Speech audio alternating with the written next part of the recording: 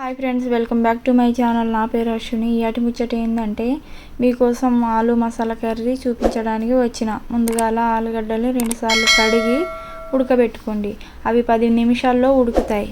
అవి ఉడకగానే దించి వాటి తొక్క తీసుకోండి, పక్కన పెట్టుకోండి. ఇప్పుడు దానిలోకి కావలసిన పదార్థాలు రెడీ చేసుకోండి. టమాటా మిక్సీ పట్టుకోండి, ఉల్లిగడ్డ మిక్సీ పట్టుకోండి, పచ్చిమిర్చి కొయ్యండి. వాటితో పాటు ఉప్పు, కారం, పసుపు, నూనె ఇవన్నీ కూడా ఉంచుకోండి. అట్లనే కస్తూరి మేతి, వాటితో పాటు ఈ మసాలా దినుసులు కూడా రెడీ చేసుకోండి.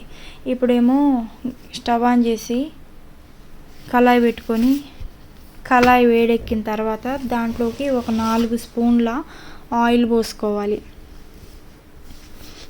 ఆయిల్ వేడెక్కిన తర్వాత దాంట్లోకి మనం పక్కన పెట్టుకున్నాంగా మసాలా దినుసులు అవి వేసుకోవాలి.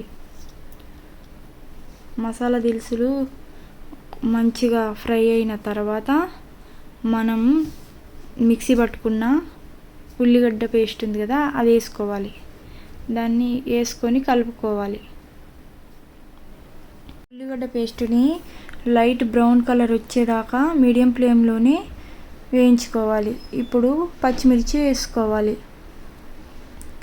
వేసుకొని అవి మొత్తం కలిసేటట్టు మనం తిప్పుకోవాలి.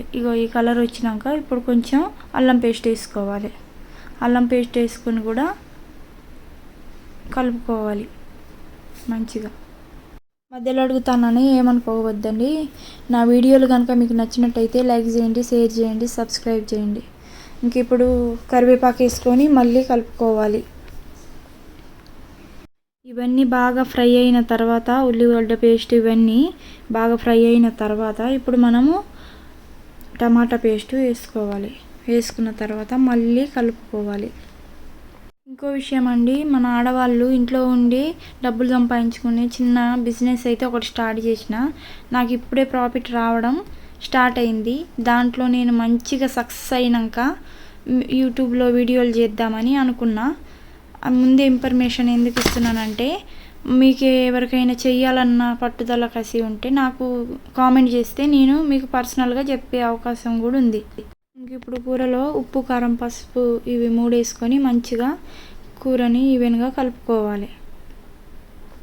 మనం వేసుకున్న టమాటా పేస్ట్ మొత్తం ఉడికిన తర్వాత దాంట్లో ఒక కప్పు పెరుగు వేసుకోవాలి. పెరుగు వేసుకొని దాన్ని కూడా మంచిగా ఈవెన్గా కలుపుకోవాలి.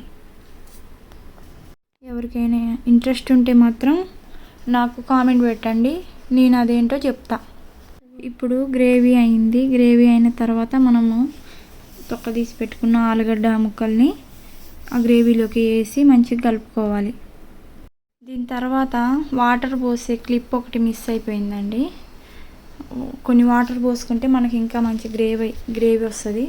ఆ తర్వాత మసాలా వేసుకొని, గరం మసాలా వేసుకొని మంచిగా ఈవెన్గా కలుపుకోండి.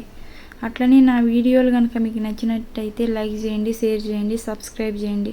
ఇలాంటి మరెన్నో మంచి వంట రెసిపీలు అయితే మన ఛానల్లో ఇక ముందు వస్తూ ఉంటాయి.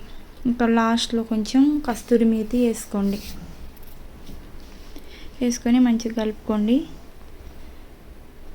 ఇంక ఇప్పుడు లాస్ట్లో కొంచెం కొత్తిమీర వేసుకొని మళ్ళీ తిప్పుకోండి. అంతే, అయిపోయినట్టేనండి. మేము బయటికి వెళ్ళి పని చేయలేము అనుకునే ఆడవాళ్ళకి మాత్రం ఖచ్చితంగా యూజ్ అవుతుంది ఈ బిజినెస్. ఇంకంతే, అయిపోయింది. గుమగుమలాడే ఆలు మసాలా కర్రీ రెడీ.